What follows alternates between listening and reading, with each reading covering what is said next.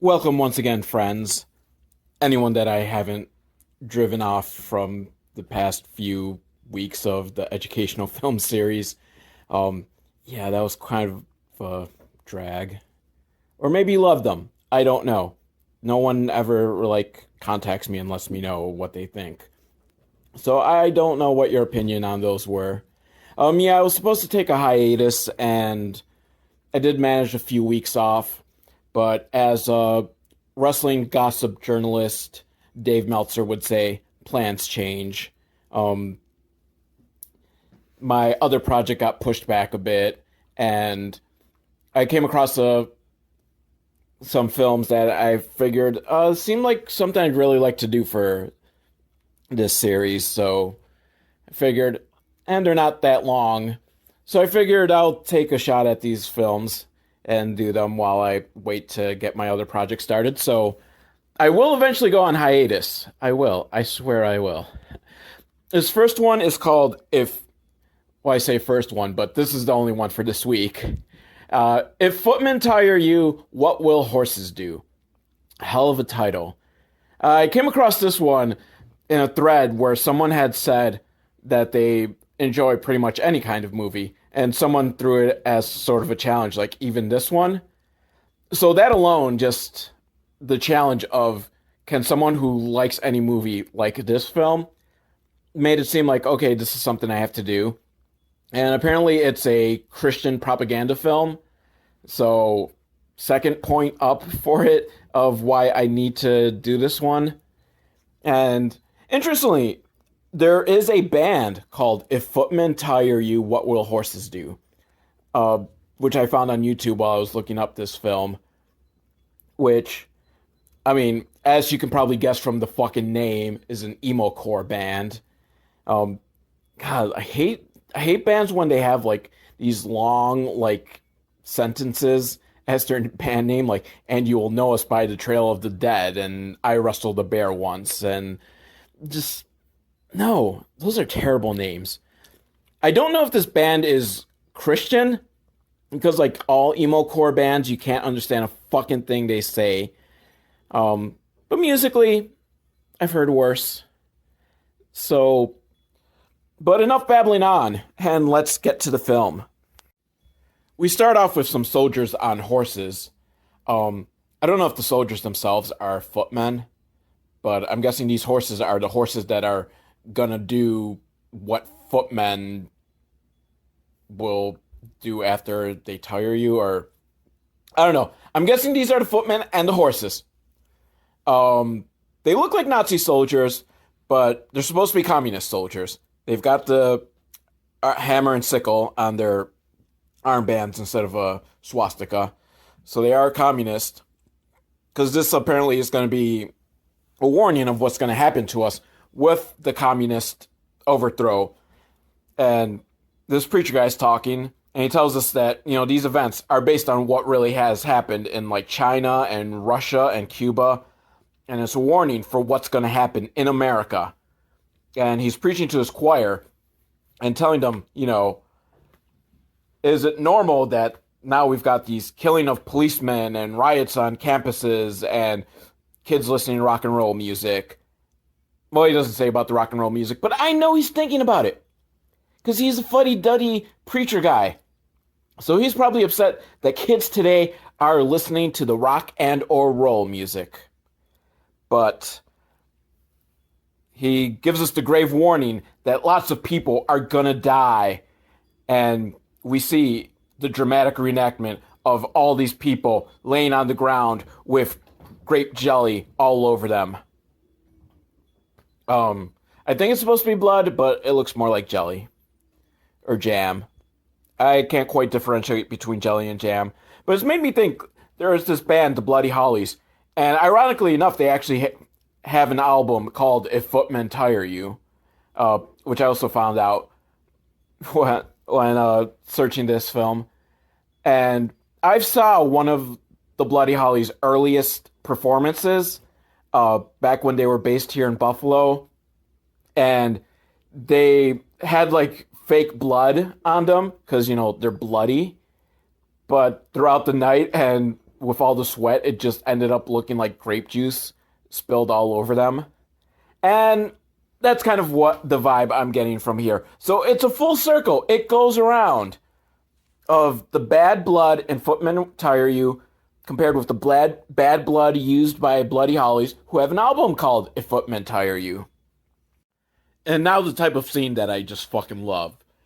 It's a fantasy sequence of these footmen soldiers trying to round up the good God-fearing Christians or something.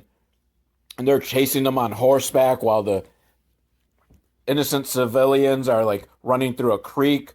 But none of them look fucking scared. Especially the kids. They just look like they're having fun. Like, yay, we're running through a fucking creek. And I gotta say, it does look like it's fun. Like, a little like splash pad action type thing. You know, it's probably very hot the day that they filmed this, so the kids are all like, yeah, this is a way to cool off. They are having fun. And I gotta say, it does seem fun. And if that's what communism brings about, sign me up. It looks like fun being chased by these footmen. These kids are having a hell of a time.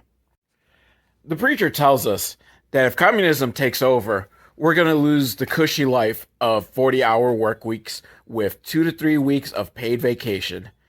And man, that is really scary. I mean, yeah, we've pretty much lost that under capitalism anyhow, but still scary.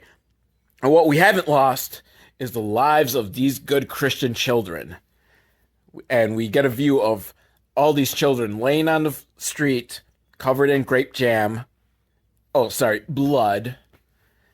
And unfortunately, these kids refused to give up their faith and belief in Jesus Christ. So the communists had to kill them before they could infect the other children with this way of thinking. And unfortunately, you know, there's parents that did try to stop. They all got rounded up and they got shot. We don't actually see the gunfire. We hear the gunfire. And these parents, they're just gathered up and they just all drop to the ground. No blood, no gunshots, no gun wounds, nothing. They just kind of fall down, I guess, from the sound. Which reminds me of this film. And I could probably Google it to find out, but I'm not going to. But you can. It stars Stephen Baldwin and the guy that plays Negan from Walking Dead. And it's a terrible Christian propaganda film, but they have the same like effect of like when people get shot, you just kind of hear the gunfire and they drop. No attempt at like blood or like the squid shots. And I don't know, is it just that, you know, they just feel some sort of like aversion to doing like the blood shots? Or is it just strictly like a budgetary thing? Which seems weird because there's all these like super low budget horror movies that just squirt blood all over the place. And hell, they got fake blood in this film.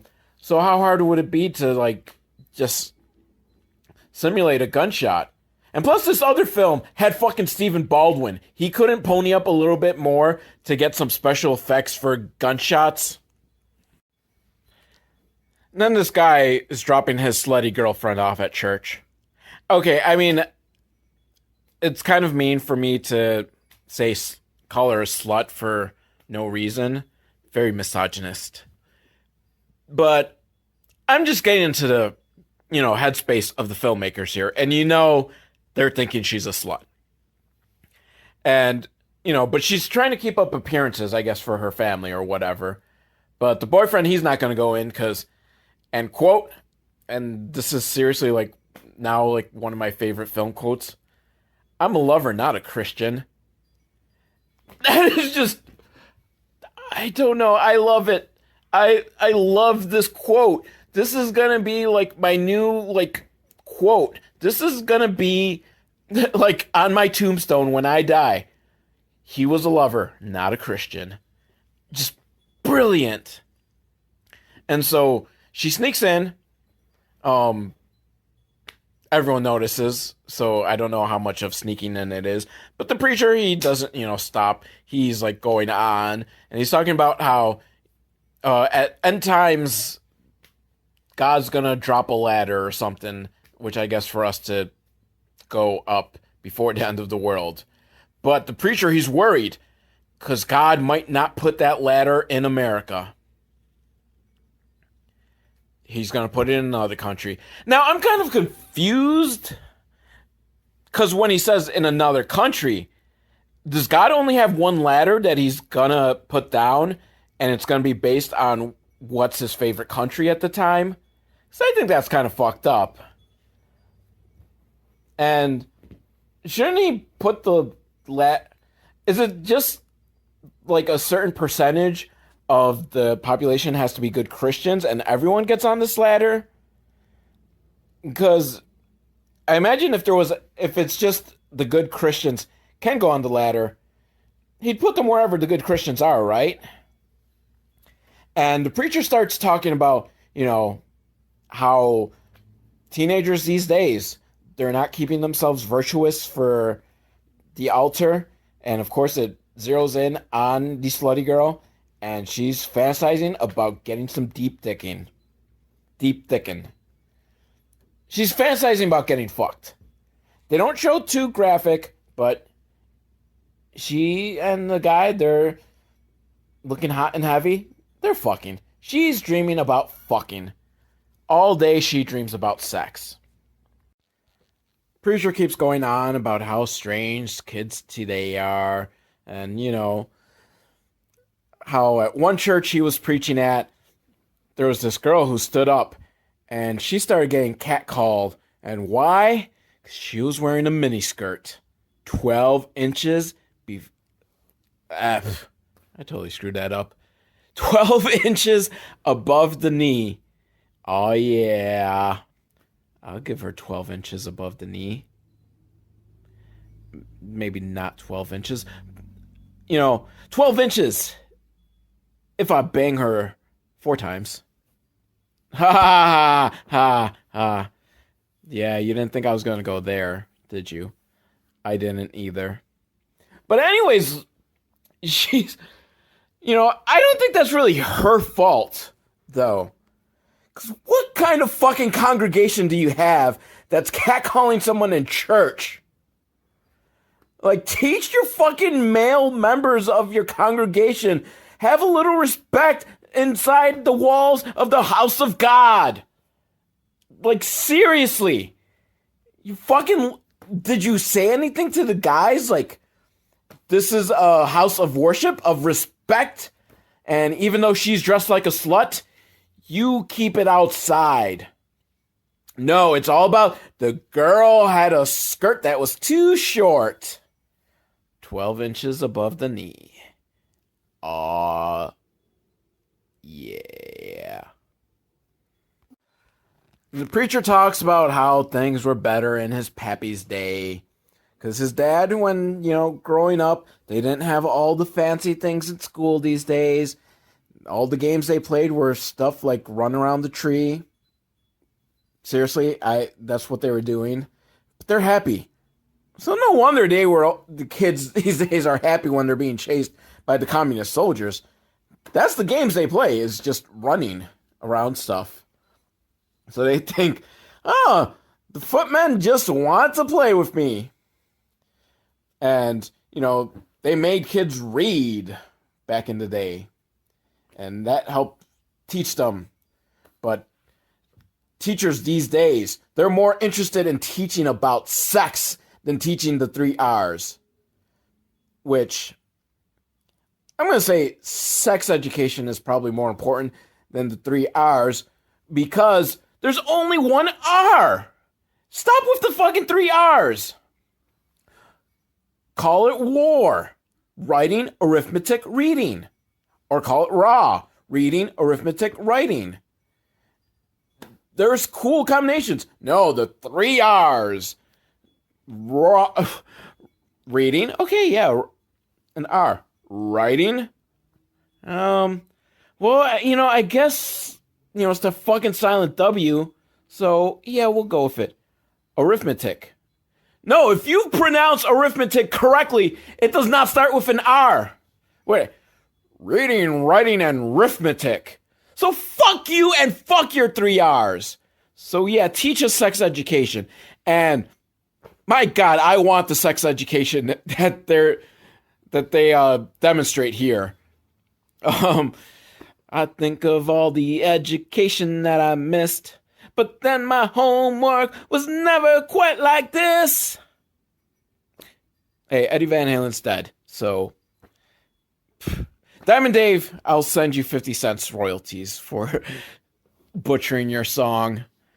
But so this guy with like complete sleazy porn stash, who is exactly the type of guy you want teaching you sex education, tells us that premarital sex is important, which I agree.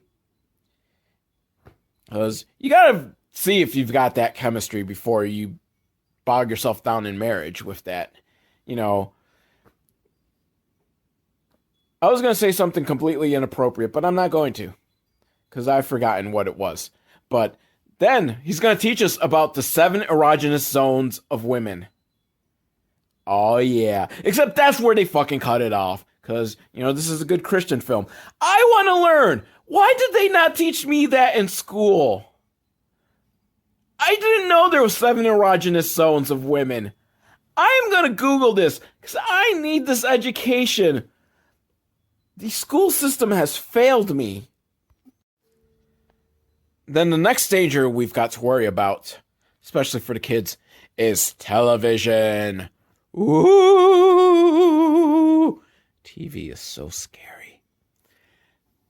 You got to watch out because those fucking Saturday morning cartoons, apparently they are going to lead your kids astray into violence and drugs and sex. And I think he said some other things, but he doesn't give us an example of what these Saturday morning cartoons are, because I want to watch them. I mean, okay, obviously he's got to be talking about Scooby-Doo, right? Because Scooby Snacks were drugs. They were obviously all fucking in that van. You know, just a coincidence that they always send Shaggy and Scooby off to investigate on their own. Fred, he was going to Pound Town on Daphne and Velma. Come on, we all know it. We all admit it. That's what was going on. So he must be talking about Scooby-Doo. Scooby-Doo is bad for your children. And the other problem with television is, you know, you end up having to make a choice. Are you going to read the Bible or are you going to watch TV? I'd like to think there's more choices in life than read the Bible or watch TV. But apparently no. When you're at home, these are your two choices. You can either read the Bible or watch the TV. And apparently people are just going to watch TV because they can't, you know, get up and walk around to another room or tell your kid, turn the fucking TV off, I'm trying to read the Bible here. Or watch a Bible program on TV. TV is dangerous. Whoa. Slow down, preacher dude. You're throwing a lot of shit at me that I gotta try to keep up with. So the next danger is the drive-in theater. Because, you know, it's all about sex. And okay, I agree with him on this one. Because that was the whole point of the drive-in theaters, was the teens were getting away to a place where they can fuck. So it didn't matter what was actually being played on the movie screen, because they went there to fuck. So, yes, it's a danger. And then the next one, dancing. Which, I don't know, is this the preacher from Footloose? Could be. I never seen that film, but I know that, you know, dancing was outlawed. Because probably the preacher in Footloose town saw this preacher talk about the dangers of dancing. And, you know, you might try to tell him, like, there's nothing wrong with dancing. But apparently, not only is dancing bad, dancing has always been bad.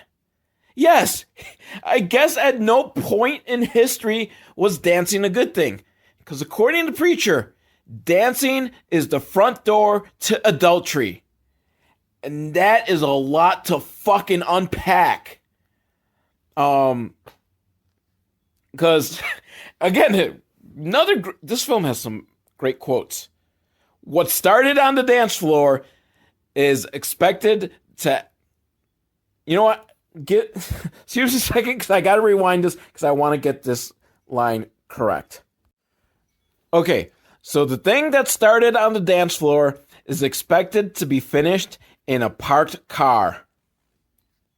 Just oh, fantastic. But to get back to the adultery thing, what if is it okay for married people to dance? Because if they then decide, well, we're dancing, so let's go fuck. They're married, marital sex. That's a-okay. I don't know much about the Bible, but I do know marital sex is okay.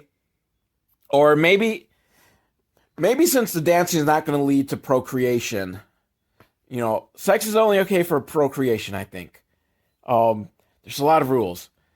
But yeah, what kind of dancing are we talking about? Are we talking about lambada, the forbidden dance? Like, yeah, that's leading to some fucking.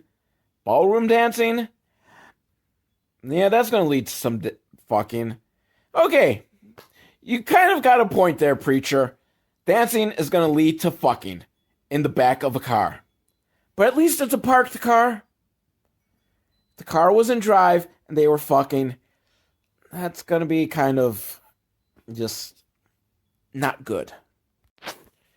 The next trouble facing society is liquor and drug addiction, but mostly liquor traffic. At first I thought he just said traffic, and I was thinking, okay, yeah, traffic is kind of a problem. It just drives us all crazy being stuck in traffic, and it'll make us fucking shoot someone like Michael Douglas in Falling Down. I've never seen that film, so I don't know if that's actually what happens, but I think that's what happened in all the trailers and commercials. Meanwhile, while he's talking, Slutty Girl, who's completely bored and checking out her watch, starts daydreaming about her atheist boyfriend. And damn, he is cool, because they are at a restaurant or something, at some sort of table, and he's smoking. He's lighting his cigarette with a candle. That is fucking cool. And I was thinking, well, you know what? Maybe lighters hadn't been invented yet. And then it got me wondering, but if they hadn't been invented, who lit the candle? And I probably could look this sort of shit up, but now it's gotten me like whole wondering. So before lighters and before matches, how did they light shit? I mean, yeah, you could use candles to light stuff, but how do you light the candle in the first place? Just oils and stuff, and I don't know. I am like no, I gotta focus on the movie. Who gives a fuck how things got lit up? And Preacher is just going on, and how people would just rather go joyriding than go to church, which we get some funky music going on while we get this simulation of people joyriding instead of going to church. And he warns that, one day these people will want to go to church and church will be closed. And we're having to fight TV and magazines that are telling us that, multiple marriages are a-okay. And preachers are just doing it. Not doing it as in banging. Maybe they are. But his point is that preachers are just willing to marry people who've already been married before. Like, oh, that's a no-no. Marriage should be until death. So I guess he's going on about divorce. Not coming out and saying it, but, all these magazines and stuff are telling us, hey, let's do 2-year trial marriages. See if it works. And, I gotta agree with him. Like, no, there shouldn't be 2-year trial marriages. That's why you fucking have the 2-year trial premarital fucking. Okay? That's the whole point of premarital sex. It's, you live together because that's the fucking trial. And you see if it works out. And if it works out, then okay, you go and get that piece of paper and you get married. And if it doesn't work out, you avoided a fucking marriage. No divorce. Just kind of obvious. That's why society has just gone that way and be like, you know what? Go ahead, get the fucking done. And if the fucking is good, if his dick is good, then you marry that dick. Like, forget this whole, oh, who's going to buy the cow when you get the milk for free? You know what? I'm going to buy the cow because I want to be able to do it on my own terms to get the milk when I want. And I realize I'm now moving this metaphor into territory where it doesn't actually really work as an analogy anymore. But yeah, I kind of want my own cow now. Preacher tells us that within just 60 years' time, communists have taken over like half the population. Just some damn good, fine, like that's some pretty impressive. Like they got 1 billion because I guess at the time of this movie it was 2 billion people in the world. But 1 billion converts in 60 years, that is efficiency. So maybe the communists are onto something here. And apparently the communist plan, according to the preachers, because they got China in 1 week. But the United States, they're planning on conquering in 15 minutes. Again, that is fucking efficiency. Maybe the communists have it right if they can take over an entire country in 15 minutes. And we get a fictional newscast of how it's going down where they just kill all the governors and politicians. And I mean, I think we probably would cheer if like a lot of the politicians died. No, I take that back. 9/11 proves that we wouldn't cheer. Maybe a little bit in our hearts, but not so much. No, I kid. We would not cheer if all our politicians were killed. But I feel like there'd be more defenses in place. Like, seriously, don't we have like, I don't know, what's that word? Military? Are they gonna like completely overpower our military within 15 minutes? Yeah, I mean, to go back to 9/11, the terrorists took out part of the Pentagon. And that did not, it eventually slowly eroded our country from the inside, but that was kind of more on the politicians and all the politicizing of how they were going to respond. But I am trying to wrap my mind around this 15 minutes that it's going to take for the communists to destroy America. Again, fucking efficiency. I want to know this plan. Is this even possible? I think this preacher, fuck this guy. He does not support our troops. He does not think our troops can stop communism. Or at the very least, come on. It's got to take longer than 15 minutes for our military to fall. And then we get another fantasy sequence of people lying on the ground with grape jam on them. Because the communists, they're just fucking killing people that believe in God. Preacher tells us that, the communists, they don't care about people over 30. Fuck them. Because, they're already set in their ways. So the communists, they're like advertising execs. Like, fuck them. We're not going to change their mind. So let's focus completely on the young kids. And the communists are going to steal your children. And so, of course, we get a fantasy sequence on that. And I can't quite place the music that they've been doing every time they do like these communist soldiers on their horses. I want to say that it's from Planet of the Apes. But that might be just because I keep thinking of that scene where the apes are on horses gathering around all the humans. But the music kind of goes.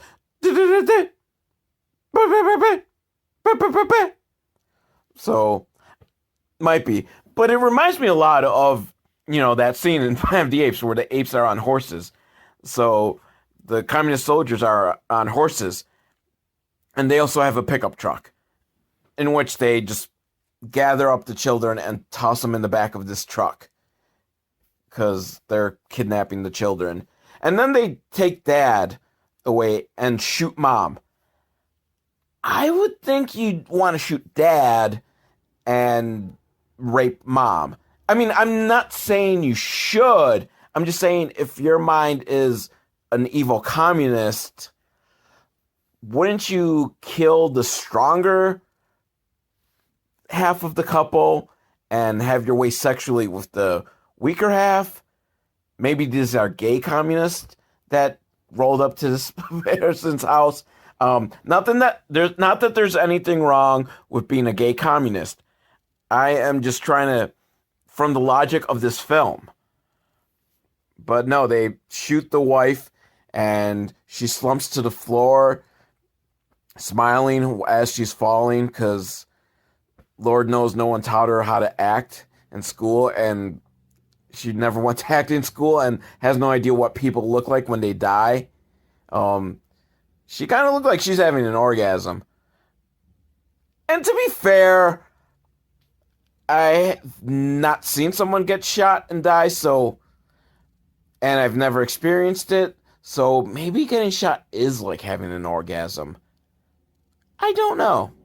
I guess I shouldn't jump to conclusions and think that she's a terrible actress. And so once the communists have our kids, they're going to brainwash them into not loving Jesus.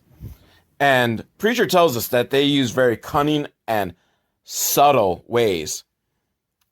And the fantasy sequence we see is the communist leader or whoever, who I still say these are Nazis. They still seem like Nazis to me. And maybe that's just kind of stereotyping on my part that all bad, evil white men are Nazis.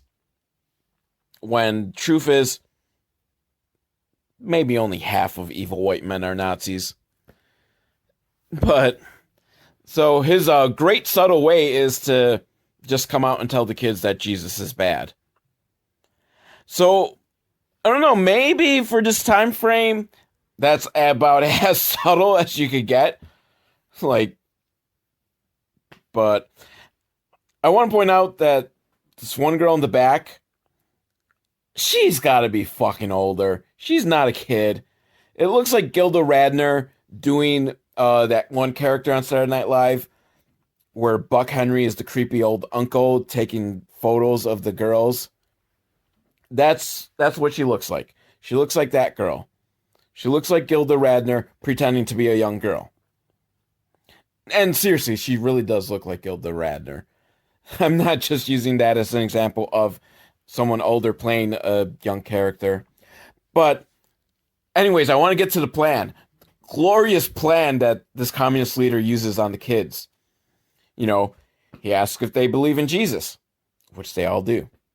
Then he asks, do they like candy? Which they all do. Then he asks, well, if you pray to Jesus, he'll make candy appear. Oh no, no candy appeared. Jesus just didn't come through. Which is a fucking good point. Like, you pray for stuff, and you're probably not going to get it. So, it's a good point that you're making. Like, so, you're basically saying, this film is saying, like, you know, you can't expect Jesus to just come through and give you candy. So what are you praying for if you're not getting it? So your prayers aren't going to be answered. And, you know, this film just is proving that point. You know, it's reinstating like, wait a minute. Yeah, if I pray for candy, Jesus won't make it appear. What is Jesus doing? But however, as the communist leader tells us, who will bring us candy? Fidel Castro. So I'm guessing this is probably like Bay of Pigs era going on. That's why they're praying to Fidel and not like Mao. God damn it. Like, now I feel like I'm an idiot for Mao Zedong, however it's pronounced. That guy, yeah. Or Stalin, or Marx, or Lenin, or whoever. No, Fidel Castro is the god of communism here, and he is bringing your children candy. And not figuratively, nope, well, I mean, the Fidel Castro part figuratively, because he's not there. But the communists bring out just this huge bag of candy. So, I personally am sold. Jesus didn't bring me candy, but Fidel did. So, 1 point for Fidel. 1 point. So, Fidel 1, Jesus 0. At least on the candy realm. And then the poor children are forced to work 12 hours every day after school. And so we've got the fantasy sequence of children being forced to work in the fields. And the communists are watching over, but they overhear something. Someone is reading Bible verses. Oh no! The horror! We must stop this! So they shoot the guy that's reading the Bible verses.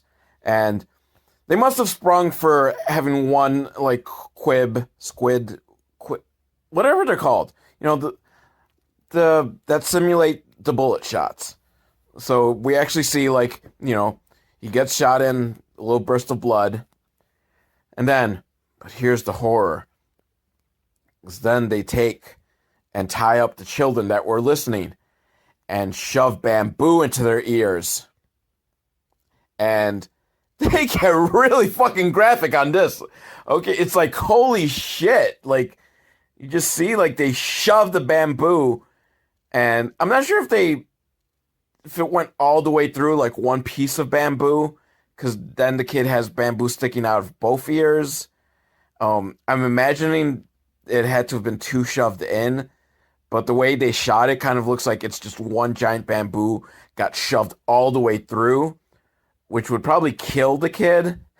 Like if you were able to just shove it into one ear and out the other. But he's not dead. He's puking. Maybe he's dying. Maybe it's his death puke. But it seems like counterproductive. Like, because they say they're doing it so that they can't listen to the word of God.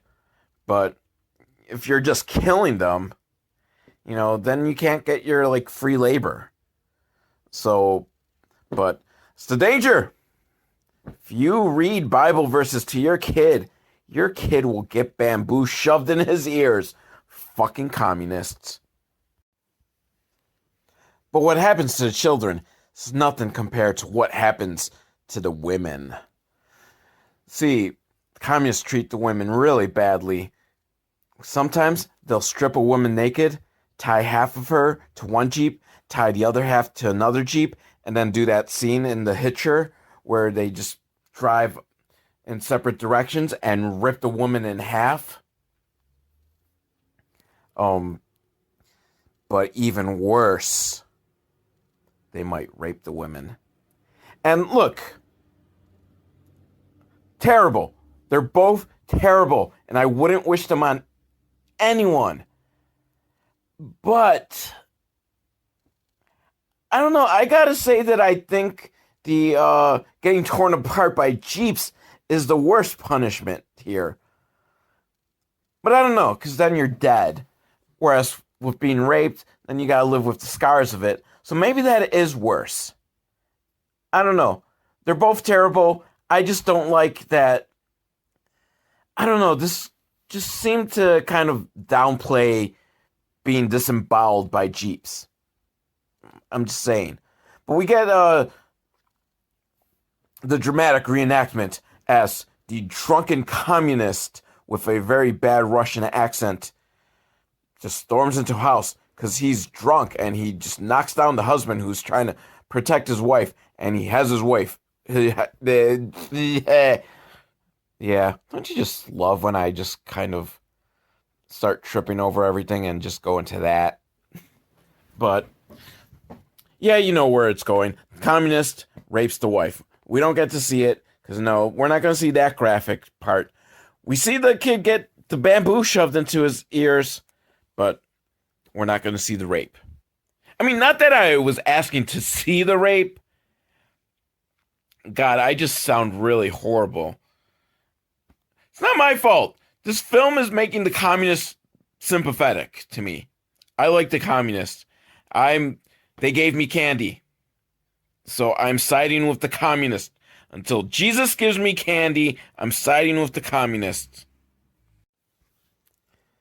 And the preacher warns, because some people think, oh, communism and Christians, they can coexist, live side by side.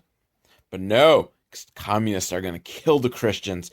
And we get a shot of a bunch of kids laying on the church floor with grape jam all over them. And some grape jam on a Bible. Because they've been killed. They've had their throats slit because they have grape jam on their throats. And they are definitely dead, and they're definitely not alive, pretending to be dead, working hard to stifle their laughter. Oh no, that's just an illusion. Yes, because thing is, this is what I'm learning here. When people die, they get an involuntary laughing reaction. And, it looks like they're just trying to stifle laughter. No, that's just the life leaving them. Nope. It's absolutely not bad actors being unable to play dead. And the communists will come into your home and they'll give you a questionnaire of everything you've said from the age of 5 until now, and all the money you've made and given to the church. But there is a loophole that Tommy finds. Tommy, the son in this family. If he says he's not a capitalist and not a Christian, you don't have to fill out the questionnaire. And of course, Tommy's like, wow, yeah, I'm not a capitalist and I'm not a Christian. As any of us would really be in this situation, be like, fuck yeah, I'm not filling out a questionnaire for my beliefs. It's not about dying for your beliefs. Like, okay, I'll die for my beliefs. Filling out this fucking questionnaire for my beliefs, selling out right now. But mom and sister, they don't want to go through with it because, they're not going to deny the Lord. Even though Tommy whispers to them, Jesus will forgive me for lying. And Tommy is not wrong on that. As long as you ask for forgiveness on your deathbed, you're saved. That is really how it's written out. Like, that's the golden loophole with religion, with Christianity, is that you can sin all you want, and as long as you give yourself out to Jesus at the end, you are saved. He will forgive all your past transgressions. And honestly, I think Jesus would even understand this situation and be like, well, yeah, they're going to kill you. So, yeah, I'll let it slide. But no, mom and sis, they don't want to go with it. And the communist then gives Tommy a gun and says, well, prove it. Your mom is a Christian. You say you're not. So kill your mom. Which seems kind of... I mean, obviously the communists just see through Tommy's fucking lie here. But, mom, take one for the team. Lie and say you're not a Christian either. So that Tommy doesn't have to shoot you and neither one of you have to die. Just lie and let Jesus deal with it later. Now we reach the torture porn section of the film, as they show us all the various ways that communists torture Christians. For example, making them go with days without drinking water, then shoving salt in their mouth. Or making them stand 7 feet from a wall. I forget if they said 7 feet or 7 inches. Either way, it's supposed to screw with your vision, just staring at a wall from that distance. And it's all about breaking their willpower. And I gotta say, put me in front of a wall, I break down in 5 minutes. Be like, okay, I'm done. I'll believe whatever fucking bullshit you want me to believe. Just get me away from this wall. But the cruelest torture, this one man whose only crime is being a Christian, as they tell us over and over, all these people, their only crime is being a Christian. I'm pretty sure some of them might have other crimes going on. But he's hogtied, and his family, who are all kids. So it's just all his kids. He's got like 5 of them. So that's his crime, in my opinion.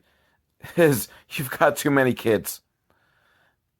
They have to lift them with a rope and then drop them onto pitchforks. Oh, those cruel, cruel communists.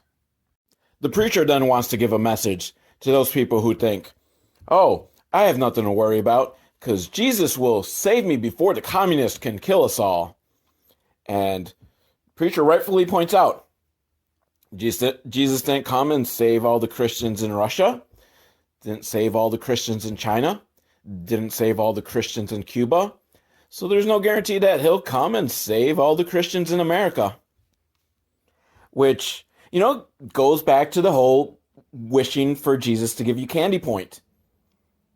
Jesus isn't going to save you, so what's really the point? I mean, Jesus loves you, but, if you die by the communist, you die by the communist. And the preacher's worried that, God's going to forsake us and instead save Indonesia or something. And again, why is this is God only going to save one country? Is that how it works? Like when end times come, okay, whichever country has the highest percentage of people believing in me, those that believe in me the most, you're the chosen one. I mean, shouldn't God be applying equally? Even if he has to pick and choose? God has that power, right? To pick and choose. It's not like the rest of us, do I really want to dig through all these people and find out which ones are Christian? Fuck it, kill them all. He should have the power to be able to save everyone who's a Christian. I mean, in fact, isn't that the whole rapture thing? Is that only the chosen ones get to go up to heaven? So why am I worried about God's going to choose Indonesia over me? What the hell? But Slutty Girl, she's looking very disturbed by this. These messages are finally hitting home. She's a slut. And her sluttiness is adding up to America not being able to be saved. Which is a good way to look at it, Don't do it for your own salvation. Do it for your country. Slutty Girl is thinking back to this time that her mom told her to, accept Jesus into her heart. But she just said, oh, I don't have the time right now. And now Slutty Girl realizes that was wrong. And the preacher tells us, the only way for us to be saved, the only way for God to protect us, we have to all go back to church. And not just on Sunday morning, but Sunday night. And more often. You can't go just when you want to. You have to go when you don't want to. And don't spend all your time watching TV or reading magazines. Spend all your time reading the Bible. Which, this whole system seems kind of familiar. A belief system where you have to focus all your energies on doing what the belief system says day and night, 100%, or you will be punished by not being saved or killed. Yeah, the communists. Basically, you're doing the same thing the communists are doing, except for a whole different way. So, Christianity is communism. It checks out. I'm not going to think about it, so let's go with it. And the preacher tells us that we need preachers that can really, truly deliver the voice of God, the word of God, in a very forceful way. Because, I guess that's part of the problem, too, is we just got all these weak-ass preachers that are kind of whatever, worship God, I don't care. No, we need the strong, you worship God or go to hell type of preachers. Personally, I think we need to explore this whole candy angle a little more. Or maybe not, because maybe the preacher's kind of like, hey, altar boy, you want some candy? There's some candy in my pants. Sick fucks. But still, I mean, let's give it a try. I might convert to Christianity for the candy. Let's give that a try. And now I'm thinking about like this school play when I was a kid, and this one guy is about to get beat up by bullies. A kid, and he tells his bullies like, "Oh, just come to this church thing, and they have lots of candy and treats and stuff." And they're weary because it's a church thing, but they go, and there is some rice pudding.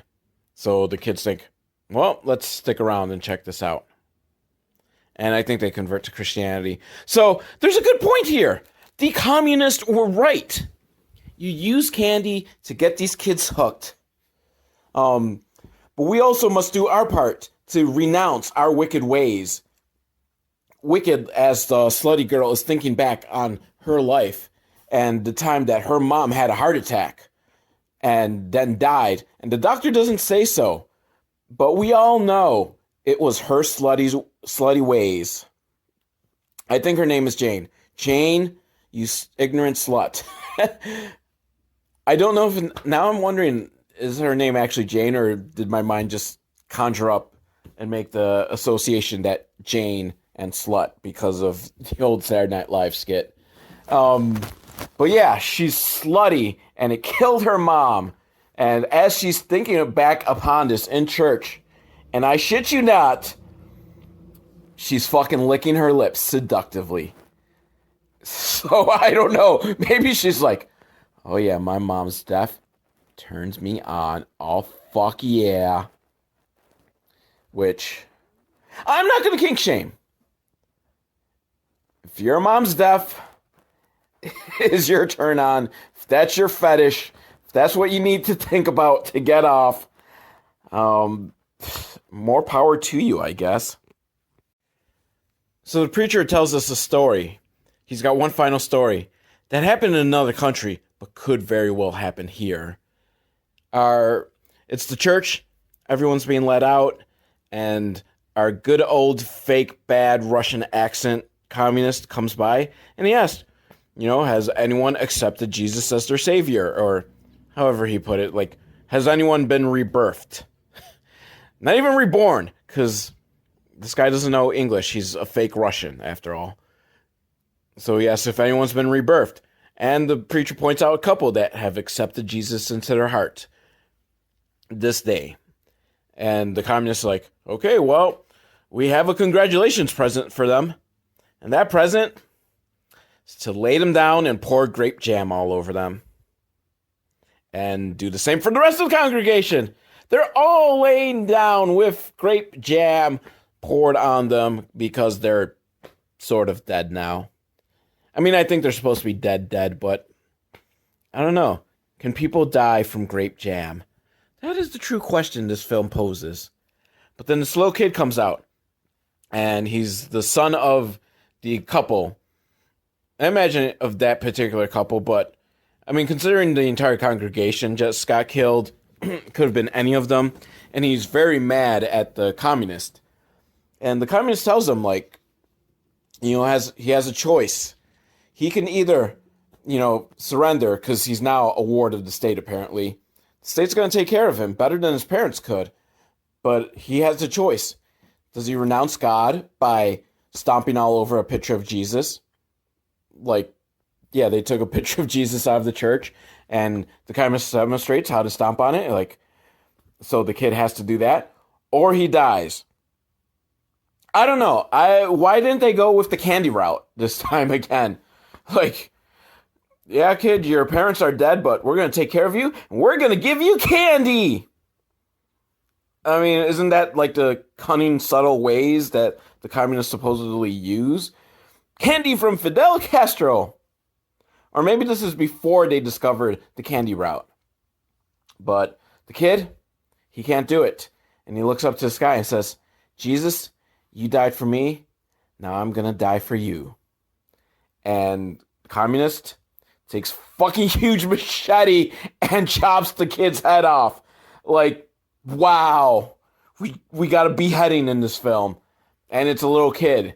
A little kid got beheaded. This is serious shit. This is what happens if you let the communists take over, is that they're gonna fucking chop the heads off our kids. And, just the image of this was enough to scare Slutty Girl, and she screams in church, "Ah! No, don't let them chop off our kids' heads." Well, I'm adding that extra dialogue. She just yelled, "Ah!" But seriously, that's kind of fucked up. They chopped the kid's head off. It went rolling. Like, it wasn't even like, simulated, or, I mean, obviously simulated. They didn't really chop the kid's head off, but, I mean, it wasn't like off camera or anything. We see machete flies, and then we see the head rolling down the hill or whatever, and it is fantastic. I normally am not a fan of kids getting their heads chopped off, but when it's as bad and fake looking as it is here, it is fantastic. And the preacher tells Slutty Girl, "That was scary, wasn't it? But imagine if it wasn't the boy, but instead you. If you weren't ready to take Jesus and meet Jesus upon death, you'd be sent to hell. And the tortures of communism do not compare to the tortures you will go in hell." Because I imagine probably in hell they don't give you candy. At least the communists give you candy. I'm sorry, I am not going to let up on this candy thing. Because I'm kind of hungry. And I've got a sweet tooth. And I want candy. I want candy, damn it! And I don't care who gives it to me. Communists, fascists, Republicans, Jehovah's Witnesses, offer me candy right now. So, and then Slutty Girl starts thinking about how, her mom's dead, and her mom's speaking to her from beyond the grave, and all mom wanted was for her to accept Jesus. And, I'm starting to think that maybe this whole, sermon was just all a plot to get Slutty Girl to renounce her ways and go to Jesus. I feel like everything was directed completely towards her.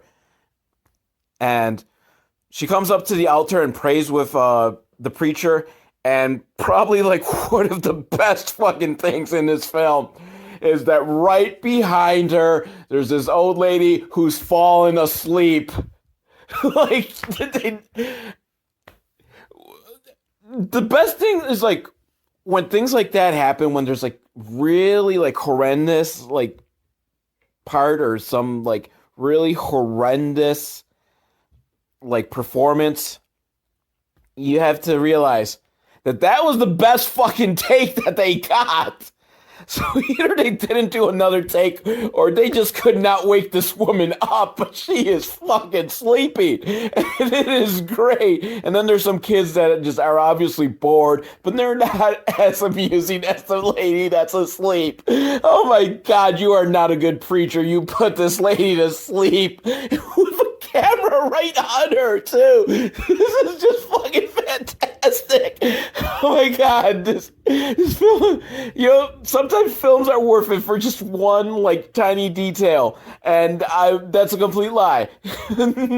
These terrible films are never worth it for just one complete tiny detail, but these details just make everything better, and just, you gotta take the moments in life that just make you laugh. Like this lady fucking falling asleep on camera.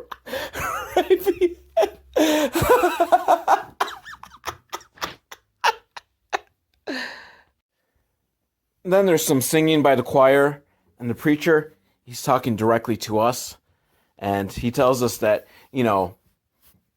if we have a need to find Jesus, or even if we just want more information, we can write to him.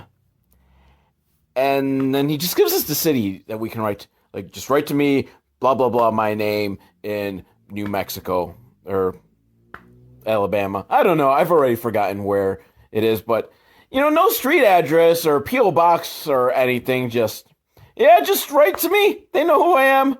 The entire city knows who I am. Fact, he didn't even give a zip code. So I don't know. Maybe back then it was different, and you didn't need zip codes because the post office was just that damn good. But I mean, nowadays, like, don't they just go strictly like they sort by the zip code, and that's how they figure out? And if you don't have a zip code, they just send the letter back to your ass and be like, "Yeah, we need a fucking zip code here." So you can write to this preacher, but in care of this city. So I don't know. But then he implores us to please come. He says, "Won't you come?" But he says it in such a breathy voice, like, "Won't you come? Won't you come?" And I got full on chub. I am going to come for you, preacher. I am going to come hard and come plenty and come on some candy if anyone ever fucking brings me the candy. But apparently there's a little bonus film too here. I don't know if this like played with it or whoever put it on YouTube decided, well, the makers of that film made a small other film. We'll put that up too. But this one's called The Burning Hell. So I don't know. Maybe it's a sequel to The Footmen. So we got a boring little sermon, and then it just kind of cuts off. So I don't know. Person who uploaded this to YouTube, if you're out there listening to me, why didn't you cut off at the end of the Footmen movie? Why do you give us this little tease of burning hell that I'm not going to bother to... Was it a teaser? Because I'm not going to go and look for the rest of Burning Hell. I just don't give a fuck. It's just annoying when, like, if you have, like, a little bit that cuts off... I mean, I can understand if you had, like, maybe 70, 80% of the movie and it cut off and there's nothing to do about it. Well, at least I got 70... Get, like, a minute and a half of a film and it cuts off. Then why not just cut off before it starts? Whatever. I don't know if Footmen tired me, but that film certainly tired me, so I'm scared of what the horses are going to do to me. I don't know. All I know is that out there, someone is going to tempt me with candy, and I can't find them quick enough. Tune in next week, maybe, if I haven't decided to go on hiatus yet. Which I probably won't, because there's still a couple other films I do want to try to get to. So, until then, velvetal@hotmail.com. Please, all I ever get is, like, spam email. Which, I don't know if I can grow my penis any bigger. I don't know if I want to. Please stop sending me that, spammer. But yeah, velvetal@hotmail.com. If you have any comments or want to suggest a film, or if you're watching this on YouTube, which it seems more people watch it on YouTube instead of on anchor.fm, where I actually get money for every listener, a penny, but, you know, a penny saved is a penny earned, so I'm fucking rich or something, right, Ben Franklin? You know, I've got like 54 cents earned, which is probably more than Franklin had in his time. Of course, in his time, 53 cents was probably, you know, the equivalent to $2 million today. So, I am rich for colonial times. So shoot me an email, or if you're on YouTube, leave a comment. And, yeah. Boy! I swear one of these days I'm going to figure out a good way to kind of bring these things to a close.